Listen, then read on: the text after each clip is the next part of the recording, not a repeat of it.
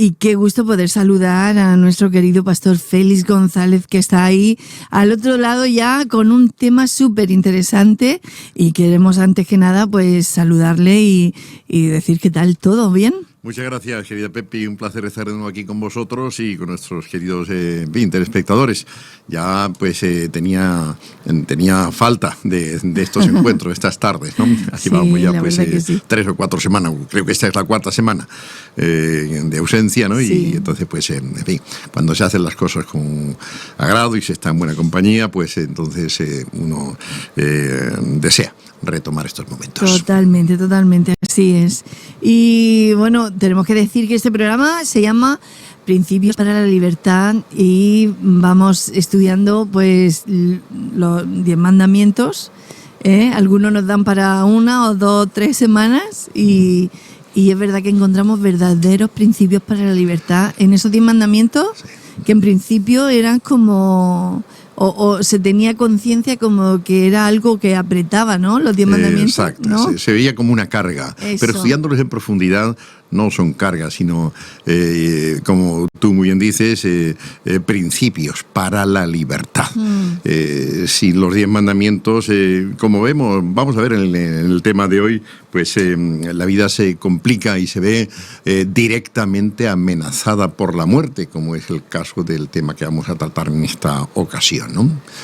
Sí. Por tanto, Dios hizo una cosa muy buena cuando realmente nos dio los mandamientos, porque ya me dirás, no hurtarás, no robarás. ¿Es malo observar eso? En fin, ¿a quién quiere que le robe? ¿No? Claro. No dirás falso testimonio ni mentirás. ¿A quién le gusta que le mientan en un juicio, que le mientan también en la vida cotidiana? No desearás los bienes ajenos. ¿A quién le gusta que le timen o que le priven de sus bienes? En fin, analizándolos uno por uno, vemos que los 10 mandamientos, lejos de ser una carga, constituyen precisamente esos principios que van a facilitar una vida en libertad, una vida de calidad para todas las personas que se someten a ellos. Así es, qué gusto que Dios ha dejado estos mandamientos pues para que los conozcamos, y qué bueno el poder compartirlos con usted, querido Félix, que nos abre las escrituras y nos hace entender pues esos principios para la libertad. Así que vamos allá, si le parece. Claro. Sí, vamos con este 6º mandamiento y la eutanasia. Preguntarle primero ¿cuáles son las razones que han hecho resurgir en nuestro siglo el debate sobre la eutanasia? Bueno, aquí en nuestro país... Exacto. No, hace unos días, la semana pasada, se aprobó esta ley de eutanasia, ¿no? Y somos el 5º país en Europa, ¿no? En el mundo que la tiene aprobada, lo cual, pues sí, yo lamento que no se haya hecho un debate público lo suficientemente intenso y prolongado para que todo el mundo tome posturas claras, ¿no? Esto parece que se ha hecho como a hurtadillas, ¿no? Es mi preocupación. Pero en fin, espero que el hombre tenga la capacidad de volver, de echarse atrás, ¿no? Cuando se dé bruces con una realidad dolorosa, ¿no? Pues sí, cuando resurge, pues hablando del asesino, dice la Biblia en el libro de Job, capítulo 24, versículo 14, que se levanta por la mañana para matar al pobre y al necesitado.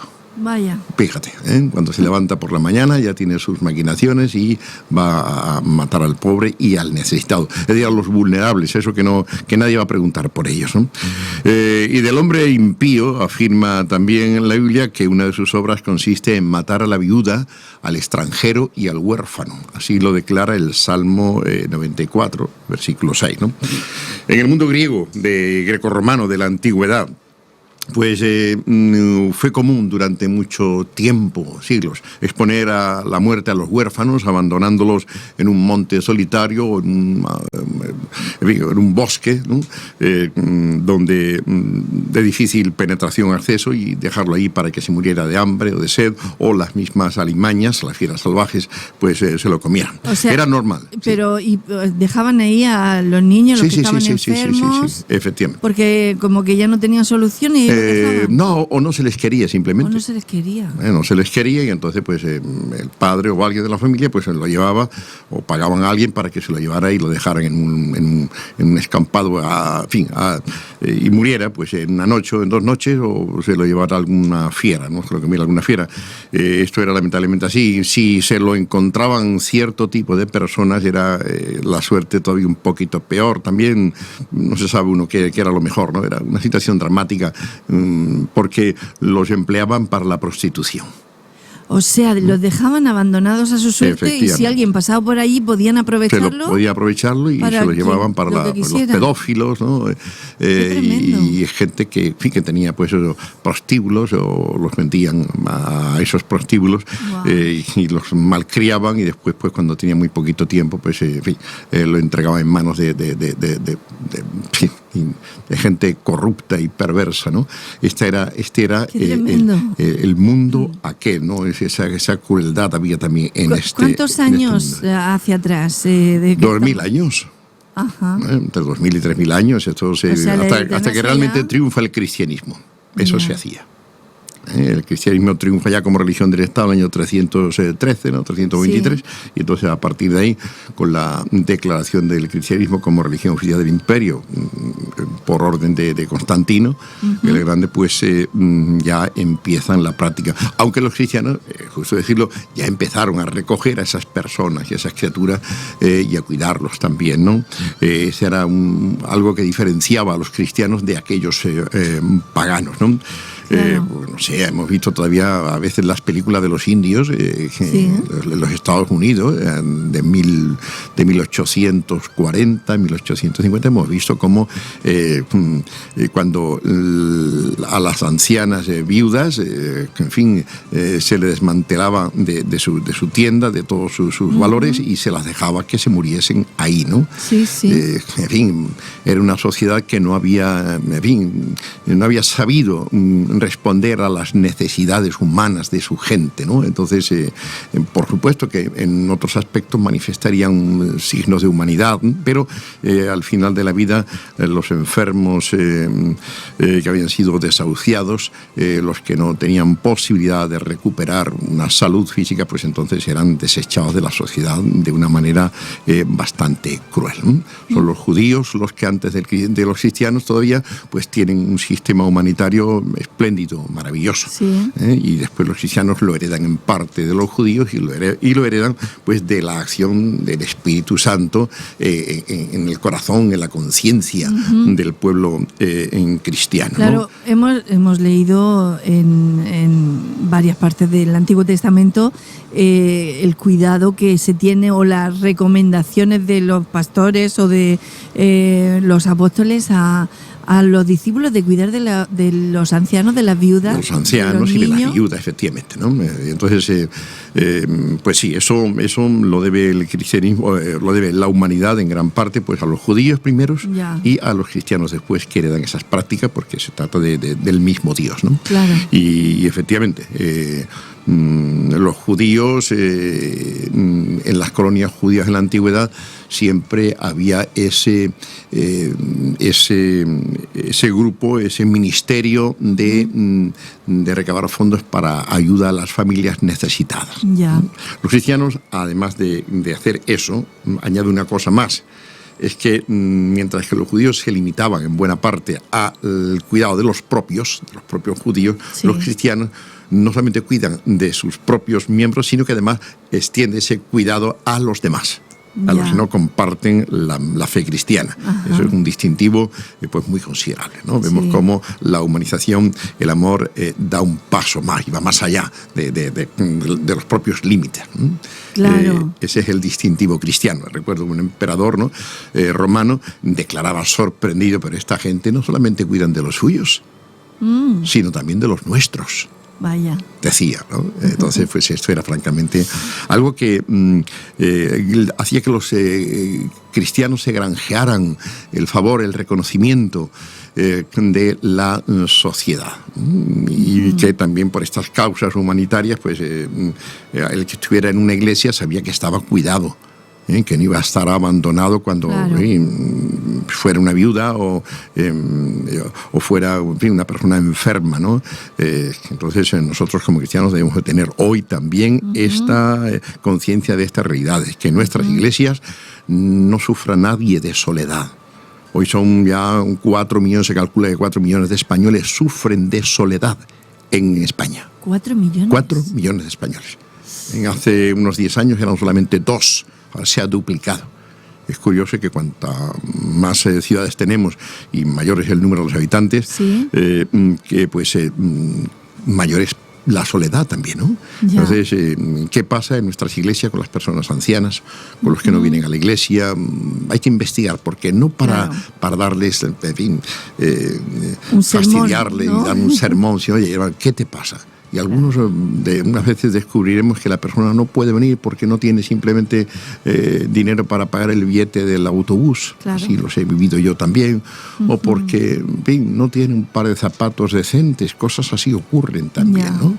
O porque no pueden desplazarse por determinadas circunstancias, ¿no? Entonces tenemos que poner nuestros coches a disposición de esas personas y el pastor o la dirección de la iglesia de llevar, pues, el Ministerio de Obra Social de llevar una lista con estos hermanos y hermanas para que todos estén debidamente atendidos como eran en la iglesia primitiva y ha sido en las iglesias cristianas al correr de los tiempos. Sí. Eso nos ha diferenciado de los paganos y debemos mantenerlo también todavía, ¿no?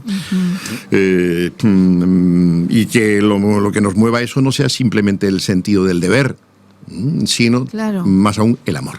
Eso es. Y el amor es creativo, el amor, el sentido de ver tiene cierta limitación, pero el amor es creativo.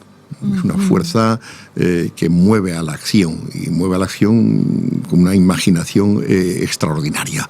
Entonces podemos encontrar soluciones a todas las personas. Dios quiere que todos los hombres sean salvos. Dios quiere que nadie sufra. Dios quiere que nadie tenga que se sienta solo. Entonces, en la medida de lo posible, nosotros tenemos que hacer eso con todos los que están a nuestro alrededor, ¿no? Y por supuesto, no extendiendo esto solamente a los nuestros, a los miembros de nuestra iglesia, sino también a los vecinos, a las personas que conocemos también, ¿no?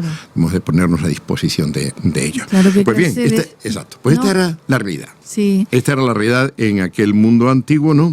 Y como digo, pues una de las características de los judíos creyentes y de los cristianos consistía en no participar de esas prácticas paganas, de abandonar ya a la triste suerte a las personas necesitadas. Así que, contrariamente a la práctica de sus entornos, los cristianos que se dedicaban también al cuidado de los enfermos crónicos o irrecuperables. En cualquier lugar donde se abre camino corrientes ideológicas que no tienen a la Biblia como norma para su proceder ético, allí se levanta cada vez con mayor claridad e insistencia la llamada a la destrucción de toda clase de vida que se considera indigna para el ser humano. O sea, el grito de la eutanasia en última instancia. ¿Vale? La gente quiere vivir vidas de calidad y esto es cierto. Esto es bueno. Debemos aspirar a que todos tengamos una vida de calidad. Y algunos consideran, pero claro, ¿qué es calidad de vida? Pues algunos consideran, a mí me dijo alguien, miembro de la iglesia, un diácono, me dijo, Feli, pero tú viendo mis esfuerzos, mi clase de vida, lo que yo hacía, me decía, pero Feli, tú eres un sufridor, ¿no? Bueno, no es que yo fuera sufridor. Algunos pues tienen tenemos diferentes unos entienden que tienen mucha calidad de vida con un par de zapatos y otros para tener calidad de vida necesita 10 pares de zapatos. Claro, cierto. Entonces, pues eso, calidad, de todos modos, pues sí, la calidad de vida es una vida digna, una vida con salud, una vida con alimento, una vida con ropa. Debemos aspirar a eso. La eutanasia se conocía, como digo ya, en el mundo grecorromano de la antigüedad, y con este nombre se definía una clase de muerte buena o dulce, de eu, un prefijo griego que significa bueno, evangelion significa también eso, buena noticia, ¿no? Bueno, sí. Eutanasia, tánatos, de tánatos, buena muerte o muerte dulce. Vaya. Eso es lo que significa la palabra eutanasia, ¿no? Una muerte sin dolor, producida intencionadamente por la ingestión de alguna sustancia venenosa, ¿no? Pero en el principio, en este tipo de muerte no participaba ni el médico ni otra persona. Era la propia persona. Era la propia persona la que buscaba sus recursos, pero la famosa cicuta de Sócrates, a él sí le facilitaron la cicuta, ¿no? O Séneca se cortó las venas, él también, cuando el Nerón, el trastornado Nerón, pues atentó ya contra su vida, y entonces antes de que le martirizaran y le torturaran, pues, y le hicieran sufrir lo indecible, pues él se quitó la vida, ¿no? Este era un recurso muy normal en aquella sociedad, ¿no? Desde finales del siglo XIX, años de 1800, 1890, pues la eutanasia se ha convertido en objetivo de discusión ética en muchos países del mundo occidental. Fue promovida de nuevo en esas fechas por las corrientes sociales darwinianas. Vaya. La evolución. La evolución atea, ¿no? Como si fuésemos dueños de la vida nosotros. Exacto, ese es el caso, ¿no? Una vez descartaba la idea de Dios, bueno, claro.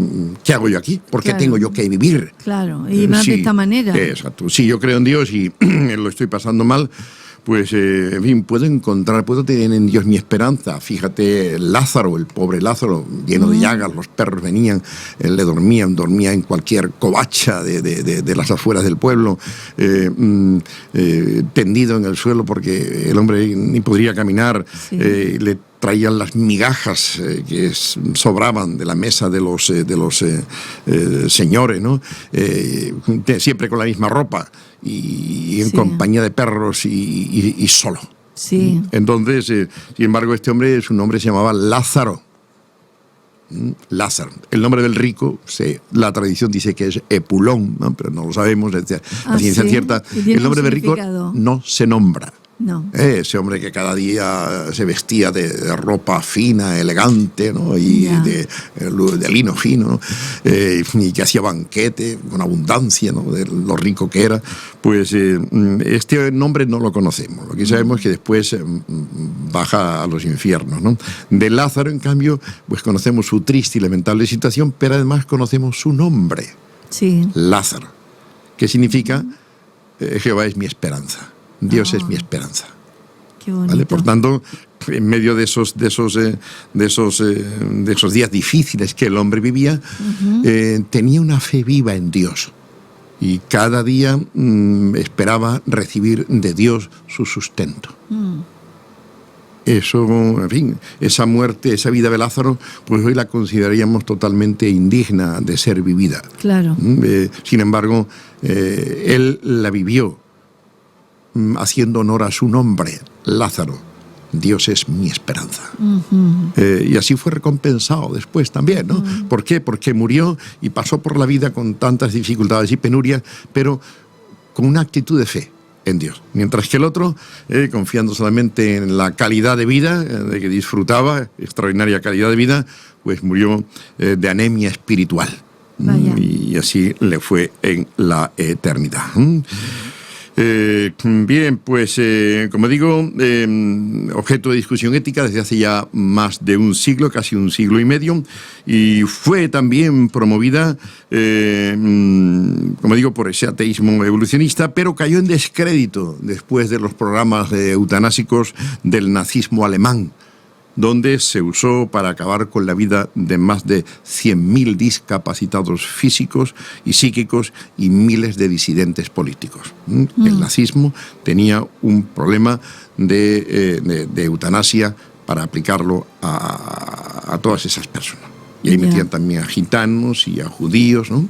Pero el problema de la eutanasia iba más bien dirigido a las personas con deformaciones físicas y psíquicas, ¿no? Claro, ellos querían una raza perfecta. Exacto, ¿no? ellos consideraban, su justificación era que esas vidas no valían la pena ser vividas. Vaya.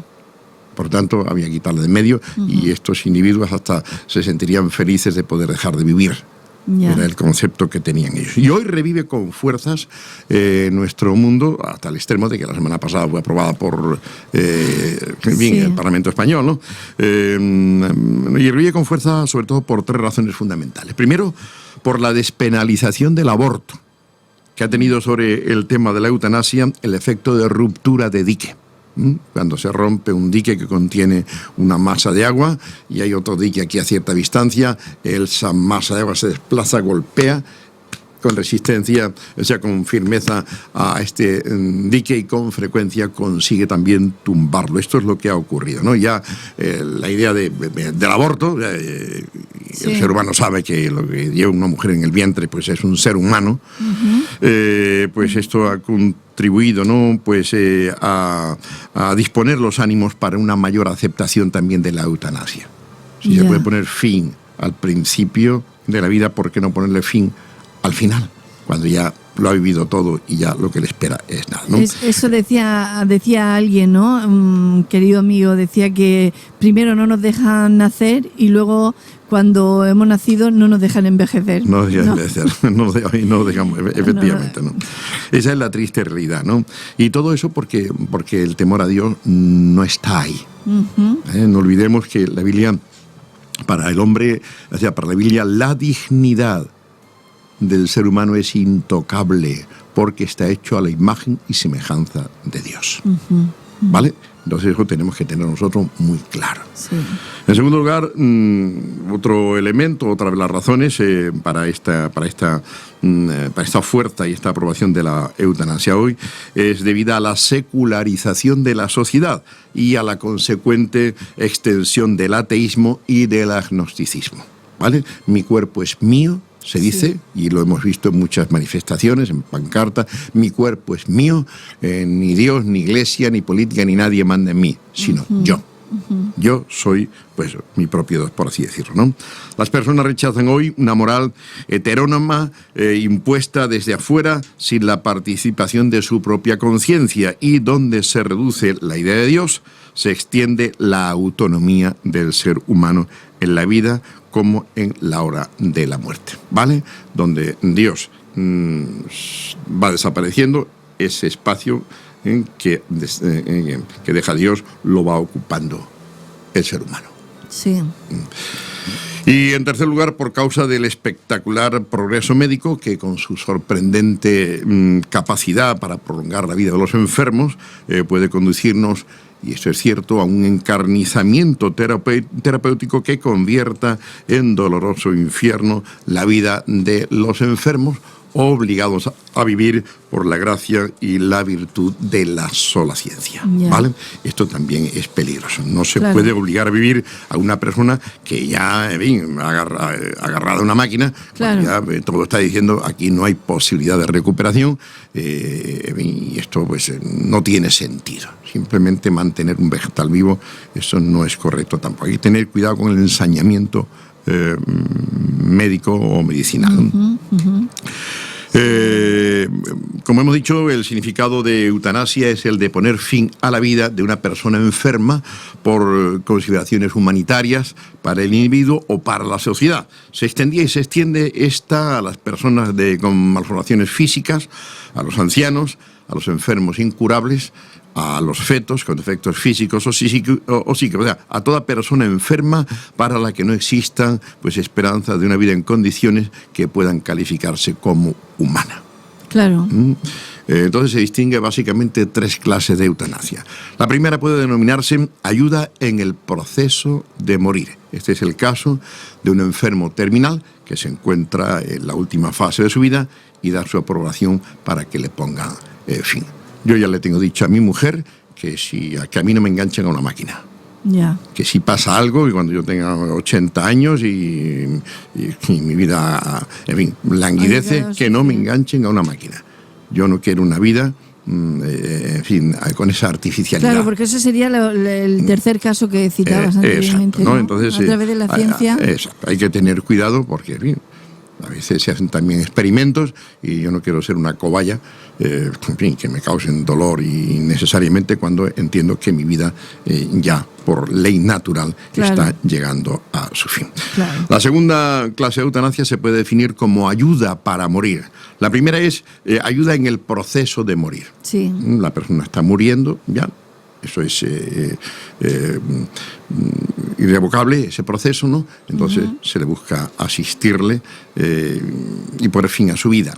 Poner fin a su vida, en fin, todavía con la plena conciencia, en fin, hay que tener mucho cuidado con eso, ¿no? La segunda se puede definir como ayuda para morir. Este es el caso de un enfermo que no tiene esperanzas de sanidad y aunque aún no ha alcanzado la última estación de su vida, considera que la vida que tiene por delante no es digna de ser vivida. Por ejemplo, el autor de la película Mar Adentro, este hombre gallego, ¿no? Que estaba en su cama totalmente paralizado con su cuerpo. Y este es el caso de muchas personas. Ahora, ¿qué ocurriría con estas personas si el Estado, ¿no? Pues les facilitase unos medios paliativos que distrajesen la vida, que le animasen, que hicieran que la persona en sí fuera liberada de dolores y pudiera tener pues aspiraciones a algo todavía? Claro. Eso es posible porque efectivamente hay también muchos enfermos en esta situación que tienen esas respiraciones. Sí. Todavía. Y están completamente paralizados. Solamente mueven la cabeza, el cuello, ¿no? Entonces, la mayoría de estos enfermos no quieren la eutanasia, no la piden, pero unas excepciones sí. Entonces había que analizar cada caso. ¿Por qué se pide la eutanasia? ¿Qué está pasando en esa mente? Y esto debemos tratarlo desde el cariño, desde la comprensión, no desde la penalización y de la culpa y de la culpabilidad. No, sino desde la comprensión y el cariño. El cristiano tiene que se identifica sobre todo por la misericordia. Nosotros tenemos que ser misericordiosos. Sí. La Biblia dice, Dios dice, misericordia quiero, y no sacrificios, no juicio. Y la tercera categoría de eutanasia tiene que ver con la destrucción de una vida que no se considera digna para un ser humano. En este caso se procede sin contar incluso con la voluntad del enfermo a cuya vida se pretende poner fin. Esto es lo que está ocurriendo en Holanda, donde se dice que cada año se le practica la eutanasia a unas 1.000 personas que no han pedido la eutanasia. Ellos no la han pedido. Porque no están en condiciones. Porque no están en condiciones. Ya. Entonces resulta de que es el equipo médico o el equipo que decide, bueno, pues aquí este hombre ya vamos a ponerle final, ¿no? Pues aquí se agrupan a todas esas personas que carecen de capacidad para mantener la más mínima relación interhumana y afecta especialmente a los recién nacidos, disminuidos físicos o mentales y corresponde a los médicos o a los estados decidir si una vida es digna o no de ser vivida. Estas tres categorías de eutanasia pues tienen una misma base filosófica y es que descansan en la decisión humana para decidir sobre el valor de la vida de un ser humano. Eso es tremendo. Eso es tremendo. Convierte al hombre en Dios. Sí, totalmente. Y eso es muy delicado. Y tristemente los criterios que se barajan para determinar el valor de una vida no tienen que ver únicamente con la capacidad para la felicidad, sino también con la capacidad para la adaptación social y, lo que es peor, con la capacidad de producción y con los costes económicos que suponen su cuidado médico durante un espacio de tiempo prolongado. Estos son criterios que se tienen en cuenta también para decidirse o no por la eutanasia. El problema es quién decide y en base a qué criterios qué vida sea digna de ser vivida. Eso quién lo decide. Claro. ¿Cuáles son los criterios? Claro. Sí, ¿dónde están los parámetros, no? ¿Qué ocurrirá con los inválidos, con los drogodependientes, con los ancianos que sufren demencia senil? Los cristianos creemos que a ninguna persona le asiste el derecho a decidir sobre el valor de una vida humana. La tarea del cristiano consiste en defender el derecho a la vida de todo ser humano y cuidar y amar a las personas, no por su capacidad para la producción, sino por su valor intrínseco que se desprende de su condición de criatura creada a la imagen y semejanza de Dios. Esta es la fe de los cristianos. Aquí subyace el no, o descansa el no cristiano a la eutanasia. ¿Vale? El valor de una vida que fue creada a la imagen y semejanza de Dios. Eso es intocable. Entonces, claro, cuando no se cree en Dios, pues no se considera ahí no hay problema. Esta posibilidad. Claro. Si no hay una instancia superior que determine lo que se deba hacer, entonces lo hacemos nosotros. ¿Y cuáles son los criterios que utilizaremos? Pues eso, calidad de vida, capacidad de producción, costes económicos, capacidad de socialización. Ya. Entonces, claro, eso es muy, muy, muy, muy delicado. Y esos son los argumentos que se están barajando también, ¿no? ¿Cuáles son las consecuencias negativas que se desprenden de la legalización de la eutanasia? Pues son varias y delicadas. El reconocimiento legal de la eutanasia como un derecho de las personas comporta una serie de notables y preocupantes riesgos sociales. Partiendo ya del problema que significa la tarea de definir un marco legal que imposibilite el abuso y la distorsión de este derecho, Javier Gaffo, un eminente científico español, bioético, resalta 4 consecuencias negativas. En primer lugar, ¿cómo delimitar cuándo es firme y definitiva la voluntad de un enfermo para que se le ponga fin a su existencia? Claro.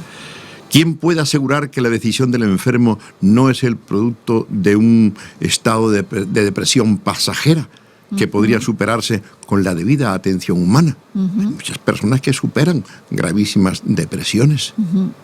Y cuando estas personas fueran asistidas, estos enfermos podrían revisar su deseo de una morir, vez ¿no? recuperado de esa Entonces resulta eso muy difícil, muy difícil.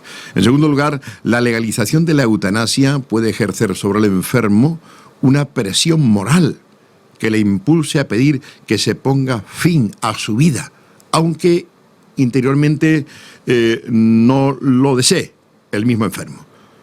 Por ejemplo, cuando una persona cuenta los elevados costos económicos de una enfermedad prolongada, esto puede ejercer sobre la conciencia del enfermo una presión tan grande que le obligue a pedir la eutanasia aún sin desearlo en su interior. Vaya. ¿Vale? Estas cosas se hacen y se han hecho siempre. Al principio de la pandemia, en los hospitales de Madrid, se nos hablaba que se estaban seleccionando a quienes iban a acceder a las UCIs. Sí. Y los que mandaban a la casa ya... Entonces a los ancianos de muchos años, 80, 82, 90 años, los dejaban en las residencias, y entonces entraban en las UCI los que tenían 40 años o 60 o 70. Así es. ¿Vale? Entonces son decisiones, por así decirlo, extremas en caso de guerra. La eutanasia no tiene nada que ver con eso. Claro. La eutanasia es es el permiso legal, estatal, para que a una persona se le pueda poner fin a su vida, a voluntad propia. Entonces, en tercer lugar, como dice Gaffo, pues la legalización de la eutanasia comporta necesariamente un deterioro de la imagen social del médico, quien ya no sería visto únicamente como un agente para el cuidado de la vida, sino también como un agente de muerte, es decir, una especie de temible nuevo verdugo. Sí. Y eso es delicado, ¿no? Es muy delicado que tú entres en un hospital sabiendo que ahí hay un comité que en un momento determinado puedan decidir sobre tu vida. Con qué libertad, con qué alegría se entra ahí. Hoy día, pues, cuando uno dice médico, hospital, uno saben que van a luchar por tu vida. Claro, pero exactamente. ¿qué pasa? Si tu vida ya ellos no la consideran digna de ser vivida, ¿qué pasa? Claro. Esto puede darse el caso. Es verdad que dicen, se exige, ¿no?, la voluntad, la expresa voluntad del interesado, de la persona afectada. Pero estamos viendo que en Holanda esos 1000 casos al año son preocupantes. Sí, pero ¿cómo sería aquí, no? Porque hemos visto que en todo este proceso, antes de aprobar esta ley, se manifestaron médicos diciendo que muchos no iban a llevar a cabo... Seguramente. Esto ocurrirá también como en el caso del aborto, ¿no? Hay médicos que tienen... O sea, el derecho a la libertad de conciencia debe respetarse también.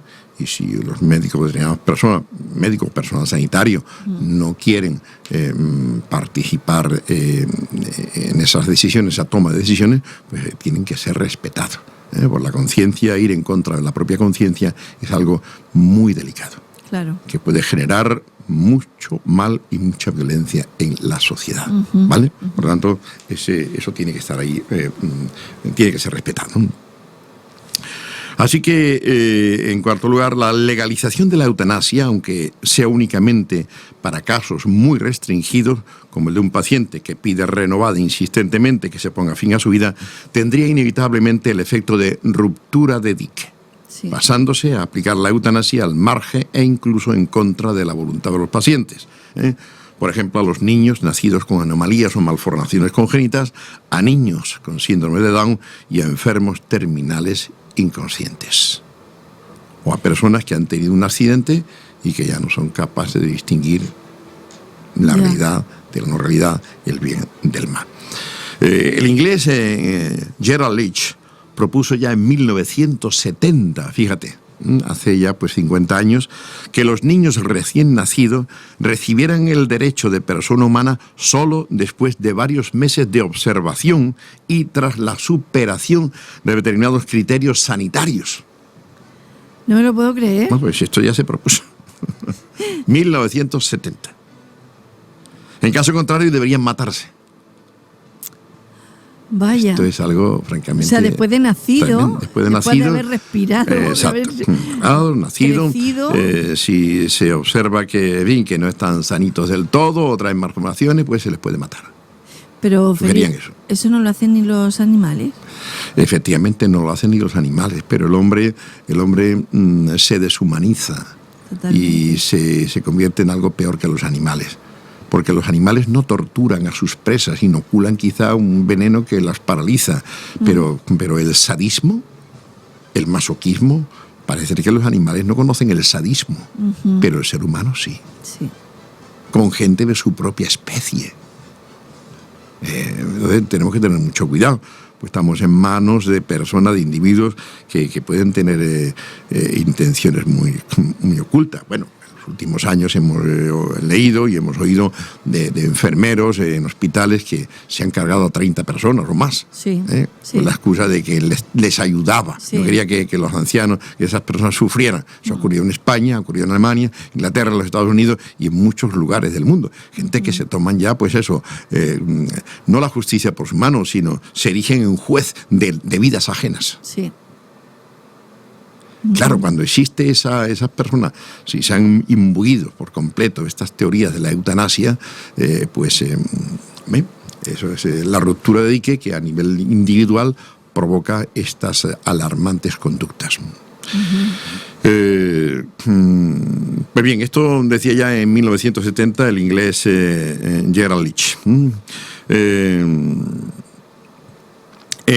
También, un poquito más tarde, ya los años de 1995, año 2000, pues el bioético australiano Peter Singer es el representante, o fue el representante más destacado de aplicar por decreto ley la eutanasia a toda forma de vida que no cumpla determinados criterios médicos.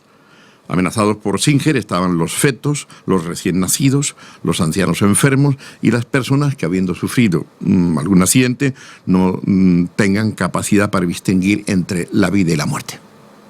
¿Vale? Vaya personajes. Vaya personas, pues ahí.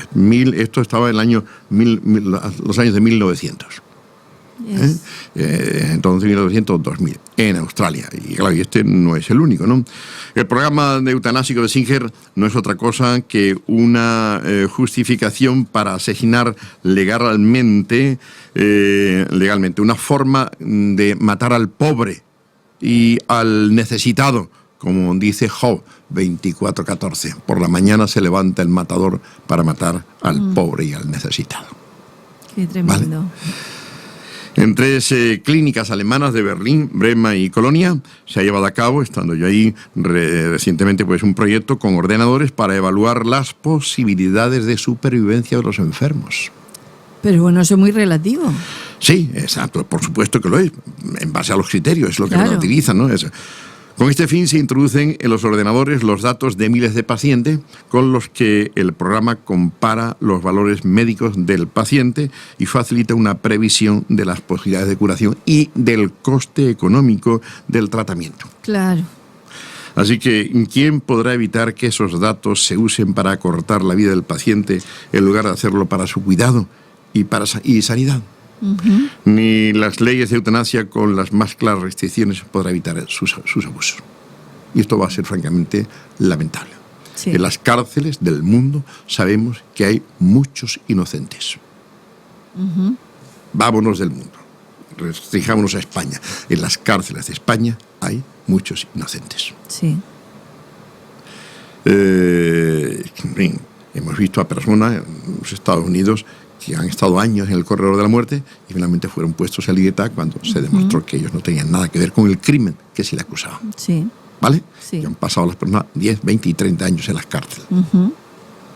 El problema de la eutanasia es mucho peor, mucho más grave, porque no hay posibilidad de restauración, no hay posibilidad de enmienda. Claro. Y esto va a ocurrir.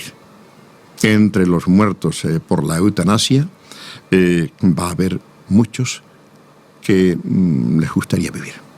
O que podrían haber Claro. querido vivir si se les hubiesen cambiado el entorno que les rodeaba y con medidas paliativas Sí. se le hubiese dignificado la vida. Sí. Esto es lo tremendo de la eutanasia, ¿no? Ante estas realidades actuales, cabe pensar con toda justicia que la legalización de una eutanasia con rostro humano no es más que una cortina de humo para esconder el verdadero problema que está en juego y que no es otro que la incapacidad de nuestras sociedades tecnificadas para dar un sentido a la vida de los ancianos, de los enfermos y de otras personas que han dejado de ser rentables desde el punto de vista económico. Esto subyace también a la eutanasia. Un problema económico también. Sí. ¿Vale? Entonces, pues bien, deberíamos seguramente que el mundo tiene que cambiar. Muchas cosas tienen que cambiar en esta sociedad para que se pueda revocar esas leyes de eutanasia, pero revocarlas bien, revocarlas con medidas que permitan la dignificación de la vida de esas personas. Claro. Y que despierte en esas personas el anhelo de vivir hasta el extremo de que esa ley sea completamente innecesaria. Pero para eso hace falta una mayor humanización. Y en última instancia, lo que hace falta para eso es una auténtica fe en Dios. Exacto. La clave para la solución de este conflicto es Dios. Sí. Cuando se respeta la imagen de Dios en el hombre, nadie se atrevería a poner en marcha un programa de eutanasia. Se harían todos los esfuerzos para que esas personas, todas las personas, puedan vivir. Por tanto, el Evangelio es un canto a la vida. El Evangelio es un no a la muerte. La muerte no debe verse como la solución, sino como un problema que tiene que ser superado. Y el amor puede llegar a llevar esto y la responsabilidad cristiana pueden conducir también a que la eutanasia pueda revocarse y puedan fraguarse, ¿no?, leyes y programas que faciliten la vida, que la dignifiquen en todos los aspectos y que haga atractivo vivir incluso a esas personas que lamentablemente arrastran pues con muchas penalidades, ¿no? Arrastran mucho sufrimiento físico e incluso psíquico, ¿no? Uh-huh. Pero eso es saber que todo el mundo que todo el mundo sepa. No queremos que viva por imposición y que sufra, no. Claro. Queremos que vivas de verdad, que tengas una vida de calidad aún en la situación en que te encuentras, ¿no?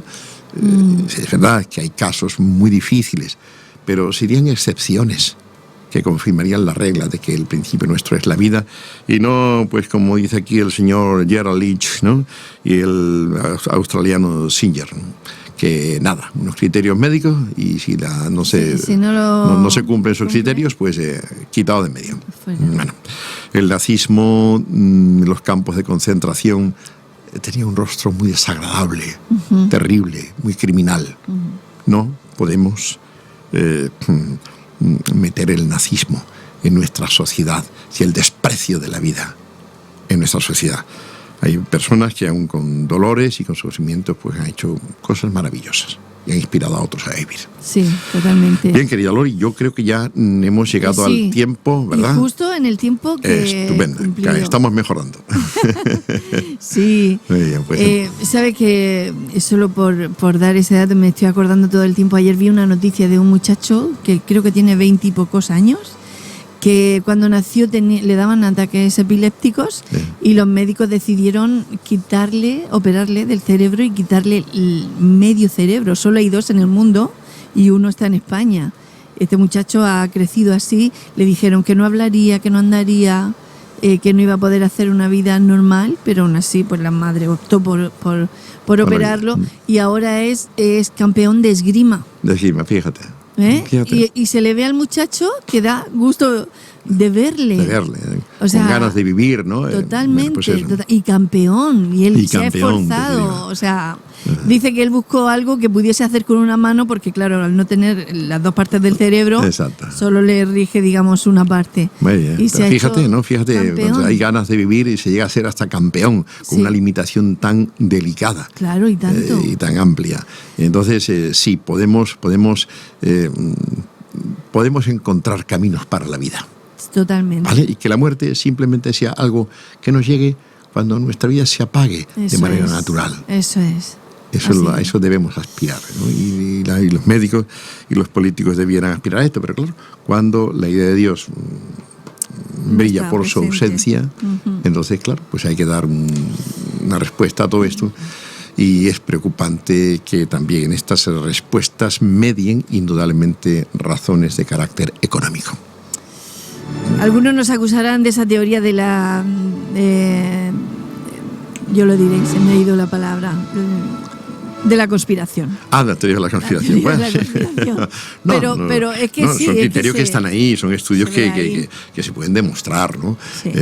No somos conspiracionistas. Yo no soy para nada conspiracionista, no me gusta. No, por eso, pero que hay base para pensarlo hay datos así. Y francamente, y conocemos, tenemos amistades médicas y yo tengo 2 enfermeras en casa, mis hermanas, ¿no? Ya. Y ellas hablan con muchos médicos. Una de ellas forma parte del Tribunal de Ética del hospital, ¿no? Sí. Entonces ella tiene que asistir a muchas reuniones, todas las semanas se reúnen, claro, para tratar estos asuntos, ¿no? Y entonces pues tiene información, ¿no? Vaya. Y tiene que tomar decisiones. Claro. Así que nosotros desde aquí, desde Radio Vida, nunca mejor dicho, un canto a la vida. Amén. Porque el Evangelio es eso, vida nueva, un sí a la vida. Pues esa es la guinda del pastel para este programa Principios para la Libertad, con este 6º mandamiento: no matarás, acerca de la eutanasia. Y nos despedimos hasta la próxima semana, si Dios quiere. Eso es. Dios feliz, muchas gracias. Muchas gracias a vosotros. Hasta pronto.